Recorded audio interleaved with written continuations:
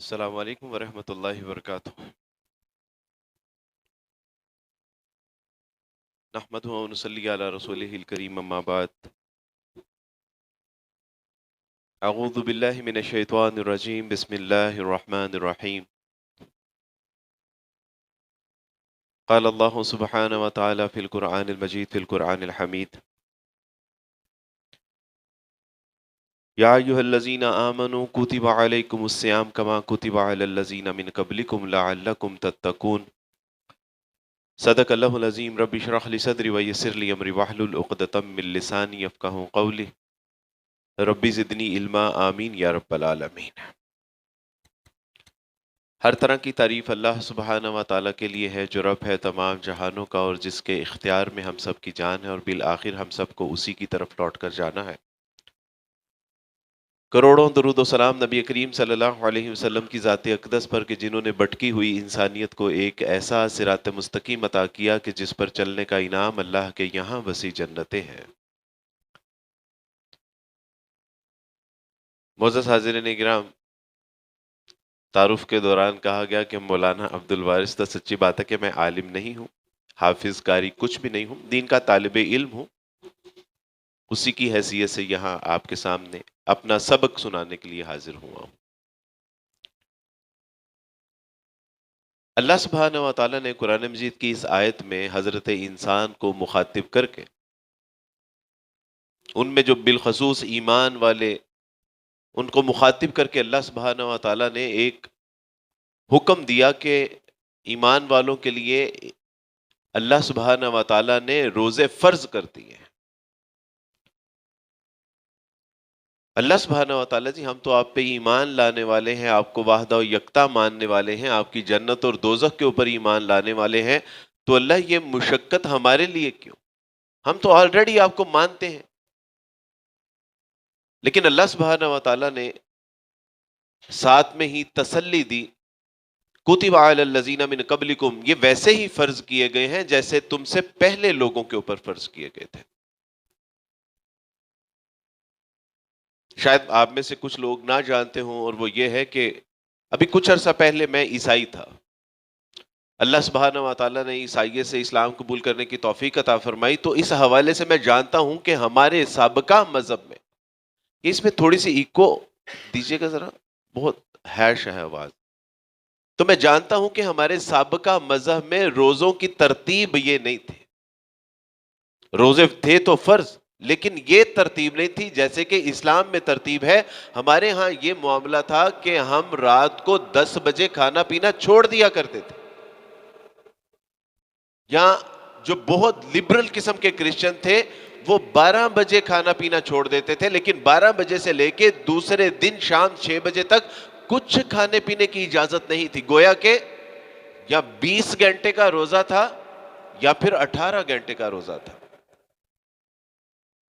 لیکن اللہ سبحانہ و تعالیٰ ارشاد فرما رہے ہیں کہ یہ روزے ویسے ہی تم پہ فرض کیے گئے ہیں جیسے کہ تم سے پہلے پہلوں پہ زیادہ مشقت والے روزے تھے۔ بعض قوموں کو بات کرنے کی اجازت نہیں تھی، لیکن اللہ سبحانہ و تعالیٰ نے نہ صرف مسلمانوں کو کہا کہ تم پہ روزے فرض کیے گئے ہیں، بلکہ کہا کہ یہ ایسے ہی روزے فرض ہیں جیسے تم پہ، تاکہ ایمان والوں کو حوصلہ اور تسلی ہو کہ یہ مشقت محض ایمان والوں کے لیے نہیں ہے، مسلمانوں پہ نہیں ہے۔ اور تیسری بات اللہ سبحانہ و تعالیٰ جو بتانا چاہتے ہیں وہ ہے لعلکم تتقون، تاکہ تم تقوی اختیار کرو۔ ہم نے سمجھا کہ شاید یہ تقوی اللہ سے ڈر جانے کا نام ہے، جبکہ تقوی ہے محبت کے جذبے سے سرشار ہو کے ان کاموں سے اجتناب کرنا جس سے میرے اللہ ناراض ہو جاتے ہیں۔ جس دل میں اللہ کی محبت ہوتی ہے، قرب الہی کا شوق اور ذوق ہوتا ہے، وہ جب کان میں اس کے یہ آیت پڑتی ہے کہ حشر والے دن اللہ سبحانہ و تعالیٰ اپنی رحمت کی نگاہ سے ان کی طرف دیکھیں گے بھی نہیں، ایمان والوں کے دل دہل جاتے ہیں۔ ڈرنا تو سانپ اور بچھو سے بھی ہوتا ہے، آگ سے بھی انسان ڈرتا ہے، لیکن اللہ سے محبت سے سرشار ہو کے ان کاموں سے اجتناب کرنا کہ جن سے اللہ سبحانہ و تعالیٰ نے منع کر رکھا ہے۔ اللہ سبحانہ و تعالیٰ جہاں یہ تین احکامات بتاتے ہیں وہاں روزے کا ایک اور مطلب بھی سمجھ میں آتا ہے، اور وہ یہ ہے جہاں اللہ سبحانہ و تعالیٰ نے کہا کہ یا ایھا الذین آمنوا کتب علیکم الصیام، اس صیام کا ایک مطلب صبر ہے، اور رسول اللہ صلی اللہ علیہ وسلم نے فرمایا کہ ماہ رمضان صبر کا مہینہ ہے، اور صبر کا انعام اللہ کی جنت۔ عرب میں جب صبح کے وقت شب خون مارنا ہوتا تھا، کہیں کاروائی کرنی ہوتی تھی، فی الفور کہیں پہنچ کے واپس جانا ہوتا تھا، تو بہترین ان کے لیے جو ہتھیار تھا وہ گھوڑا تھا، اور اس گھوڑے کو وہ اس قدر تیار کرتے تھے کہ کسی میدان میں وہ اس کو دھوکہ نہ دیتے، اس کے لیے اس کو صبح خوب کھلاتے پلاتے اور دھوپ کے آگے کھڑا کر دیتے، جیسے جیسے سورج چلتا اس سورج کے آگے اس کا منہ کر دیتے تاکہ وہ حدت اور شدت کو برداشت کر سکے اور اپنے اندر مادہ صبر کو پیدا کر سکے، تاکہ کسی مقام پہ وہ اس کو دھوکہ نہ دے۔ اس سارے پروسیس کو صائم کہا جاتا، صوم کہا جاتا تھا، اور جس گھوڑے کے اوپر یہ سارا پروسیس کیا جاتا تھا اسے صائم کہا جاتا تھا، یعنی صبر۔ صوم کا دوسرا نام صبر ہے، ضبط نفس، اپنے نفس کے اوپر ضبط کرنا، روک لینا، صبر کرنا۔ اور اسلام روزے کے ذریعے، اللہ سبحانہ و تعالیٰ روزے کے ذریعے مجھے، آپ کو، ہم سب کو صبر سکھانا چاہتے ہیں، اور صبر کی اقسام تین علماء کرام نے بیان کی ہیں موٹی موٹی۔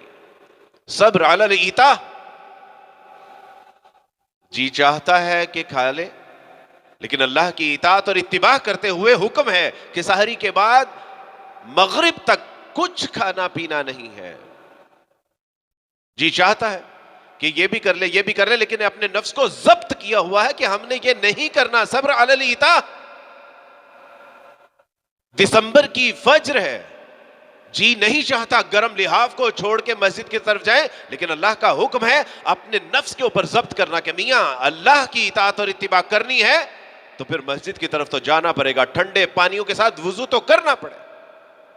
صبر علی الایتاء، جی نہیں چاہتا اللہ کی راہ میں محنت سے کمایا ہوا مال خرچ کرنے کو، لیکن اللہ کا حکم ہے کہ مسلمان کے اوپر زکوٰۃ فرض ہے، گرمیوں میں شدت ہے پیاس کی، جی نہیں چاہتا روزے رکھنے کا، لیکن اپنے اوپر صبر کرنا کہ اللہ کا حکم ہے کرنا تو پڑے گا۔ صبر علی الایتاء۔ اور دوسرا صبر عن المعصیہ، سامنے خوبرو عورت جی چاہتا ہے کہ اس کو دیکھ کے بد نظری کی جائے، لیکن اللہ کا حکم ہے کل للمؤمنین یغضوا من ابصارہم، خبردار اپنی نگاہوں کو نیچا کر لو۔ ایمان والوں سے کہہ دیجئے کہ اپنی نگاہوں کو نیچا کرے، سامنے سے اللہ کی بندیاں آ رہی۔ جی چاہتا ہے کہ ایک زبان سے بول کے جھوٹ خوب مال کمایا جا سکتا ہے، لیکن اللہ کا حکم ہے قولوا قولا سدیدا، سیدھی اور سچی بات کرنا، خبردار۔ جی چاہتا ہے بدکاری کرنے کو، لیکن اللہ سبحانہ و تعالیٰ کا حکم ہے کہ تلک حدود اللہ، یہ اللہ کی حدیں ہیں، ان کے قریب بھی نہیں بھٹکنا۔ صبر عن المعصیہ، یہی سکھاتا ہے نا روزہ۔ بیوی حلال ہے، پانی حلال ہے، کھانا پینا حلال ہے، مشروبات حلال ہے، میوہ جات حلال ہے، لیکن اللہ نے کہا کہ پیچھے ہٹ جاؤ، اس کے اوپر ضبط کرو، صبر کرو۔ بیٹے نے پوچھا کہ ابو جان یہ رمضان ہر سال کیوں آتا ہے؟ تو میں نے کہا کہ بیٹا رمضان ہر سال اس لیے آتا ہے کہ یہ مسلمان کو بتانا چاہتا ہے کہ تم بڑی اچھی قوم ہو، کہ اللہ کے ایک حکم کے اوپر حلال چیزیں بھی چھوڑ دیتے ہو، تو پھر حرام چیزیں کیوں نہیں چھوڑ سکتے؟ یہی تو سکھاتا ہے صبر، صبر عن المعصیہ۔ اور تیسرا صبر، صبر علی البلاء والمصیبہ، جب کوئی تنگی تکلیف پریشانی مجبوری آ جائے تو پھر اس پہ واہ ویلا نہ کرنا، پھر اللہ کی ناشکری میں مبتلا نہ ہو جانا، پھر اس کے اوپر صبر کرنا۔ الذین اذا اصابتہم مصیبہ قالوا انا للہ وانا الیہ راجعون۔ اور ابو جہل کے غلاموں میں سے سمیہ رضی اللہ، اہل یاسر، سمیہ رضی اللہ تعالیٰ عنہ، یاسر رضی اللہ تعالیٰ عنہ، کہا کہ سمیہ تم تو ہمارے لوگوں میں سے نہیں تھی، تم تو لات منات عزا نائلہ یا غوث کے ماننے والی نہیں تھی، سمیہ تم محمد صلی اللہ علیہ وسلم کی باتوں میں کیسے آ کے وحدہ و یکتا الہ کے اوپر ایمان لے آئی؟ جب تھک گیا ابو جہل تو اس نے کہا کہ یہ میرے ہاتھ میں ایک بت ہے میرا، بس اتنا ہی کہہ دو کہ اس کو بھی کچھ اختیار ہے. لیکن انہوں نے ایسی وفا کی کہ جان دے دی کہ دی ہوئی اسی کی تھی، حق تو یہ ہے کہ حق ادا نہ ہوا. کہا کہ وہ وحدہ و یکتا ہے، اکیلا ہے، تنہا ہے، وہ رازق ہے، خالق ہے، مالک، تمام اختیار اس کے پاس ہے، تمام خزانوں کی کنجیاں اس کے پاس ہیں. یہ تو وہ بت ہیں کہ جن کے ناک کے اوپر مکھی بیٹھ جائے تو اس کو اڑانے کے اوپر قادر نہیں ہے. اس کو اس قدر غصہ آیا کہ ناف کے نیچے برچھا مارا اور سمیہ رضی اللہ تعالیٰ عنہ کو شہید کر دیا. یاسر و سمیہ کے سامنے اس کے بیٹ برہنہ کر کے ان کو کوڑے مارے جاتے، لیکن انہوں نے کہا کہ اللہ تو اگر ہم سے ایسے راضی ہے تو ہم بھی تجھ پہ ایسے ہی راضی ہیں. رسول اللہ صلی اللہ علیہ وسلم نے جو تعلیم دی وہ یہ ہے کہ یہ روزہ جب کوئی مصیبت آتی ہے، کیا گرمی کی حدت اور شدت سے پیاس نہیں لگتی؟ ایک آزمائش نہیں ہے، مصیبت نہیں ہے، لیکن صبر کرتے ہیں. کیوں؟ تہ خانہ موجود ہے، جا کے پانی پی سکتا ہوں، نہاتے وقت باتھ روم میں پانی پی سکتا ہوں، چھت پہ جا کے پانی پی سکتا ہوں، کمرے کے اندر سے کنڈی لگا کے پانی پی سکتا ہوں. لیکن کیوں نہیں پیتا؟ اس لیے کہ میرا اللہ مجھے دیکھ رہا ہے. جب کوئی مصیبت آ جائے تو تب بھی اللہ یہی سکھانا چاہتے ہیں، الذین اذا اصابتہم مصیبہ قالوا انا للہ و انا الیہ راجعون.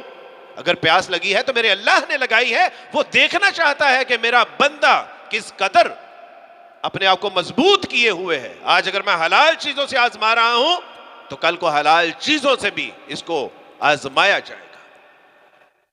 یہ ہے روزے کا مقصد. سچی بات ہے کہ الفرقان ابھی کل گزرا ہے.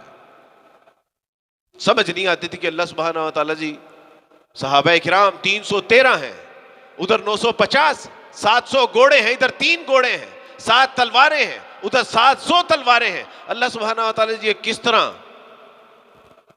313 کو جو ہے وہ آپ نے غلبہ عطا فرما دیا 950 کے اوپر. اللہ سبحانہ و تعالیٰ نے کہا کہ ابھی تم ایمان نہیں لائے، اسلام لائے ہو. قالت الاعراب آمنا، یہ کہتے ہیں بدو لوگ کہ ہم ایمان لے آئے. اللہ سبحانہ و تعالیٰ نے کہا کہ یہ نہ کہو ولیکن اسلمنا، یہ کہو کہ ہم اسلام لائے ہیں.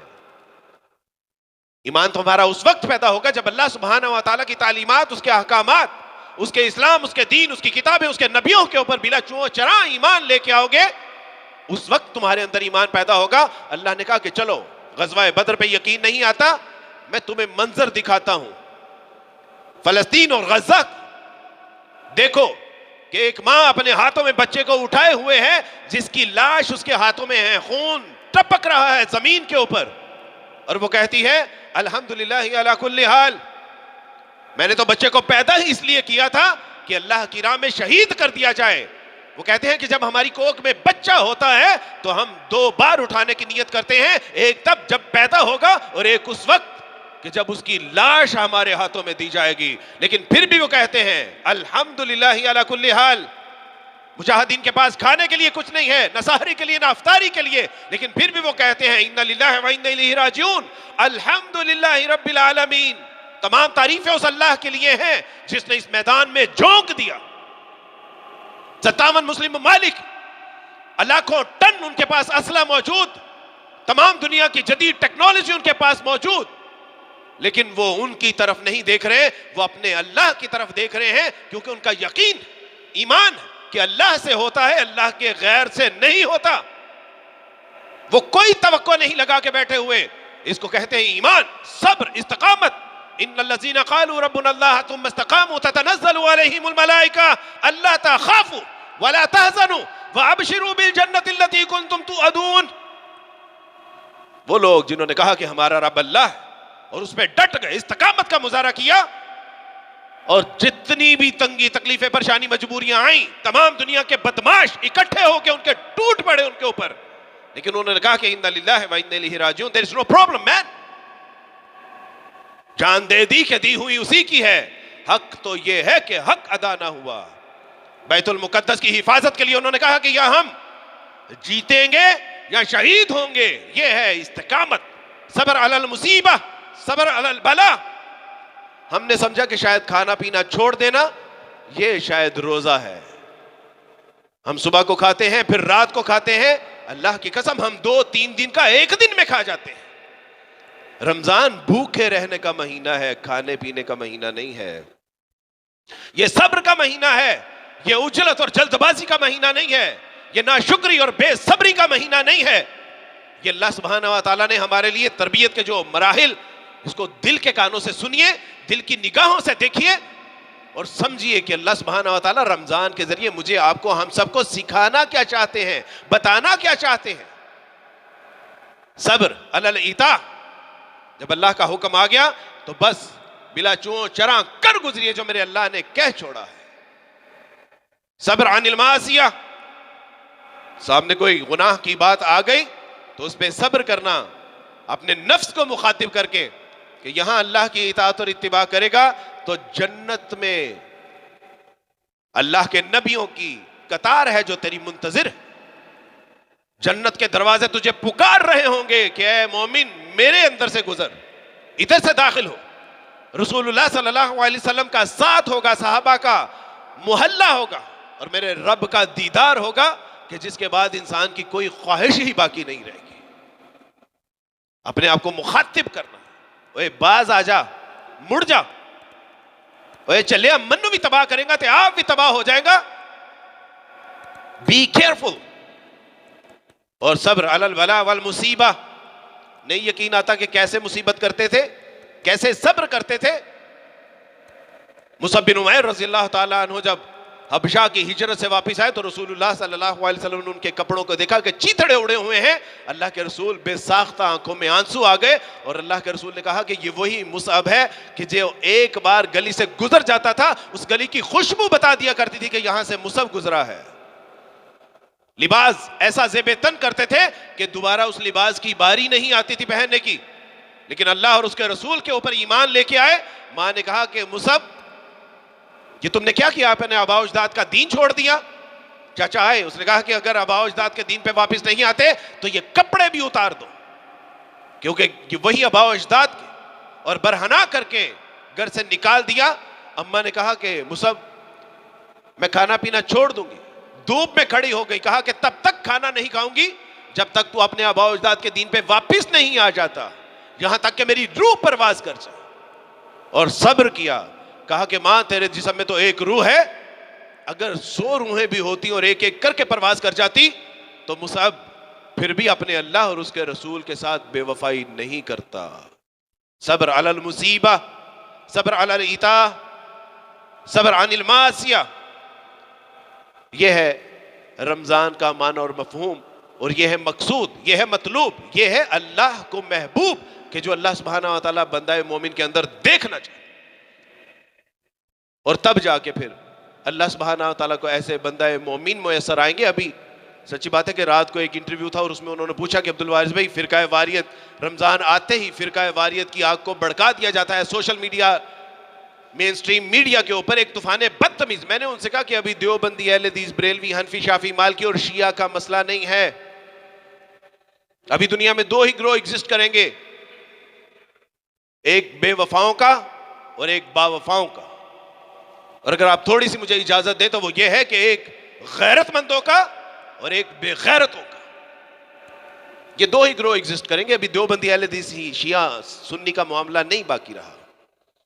جو اللہ اور اس کے رسول کے ساتھ کھڑا ہے، جو اس کے دین کے ساتھ کھڑا ہے، جو امت مسلمہ کے درد کو اپنا درد محسوس کرتا ہے، جو ان کے بچوں کو اپنا بچہ محسوس کرتا ہے، جو حق کے ساتھ کھڑا ہے، جو باطل کے خلاف تقریر کرتا ہے، تحریر کرتا ہے، جو بلا چوں چراں بے خوف ہو کے جو ان کے لیے آواز اٹھاتا ہے، وہ با وفاؤں کا گروہ ہوگا. اور جو مصلحت پسندی کا شکار ہیں، جان لیجئے کہ وہ دوسرے گروہ میں کھڑا ہوگا. اللہ سبحانہ و تعالیٰ سے دعا ہے کہ اللہ سبحانہ و تعالیٰ ہمیں گروہ اول میں شرکت کرتے ہوئے دین کے ساتھ، اللہ اور اس کے رسول کے ساتھ اور امت مسلمہ کے ساتھ ایسی وفا کرنے کی توفیق عطا فرمائے کہ جیسی اللہ کو مطلوب ہے، محبوب ہے، مقصود ہے۔ وآخر دعوانا ان الحمد للہ رب العالمین۔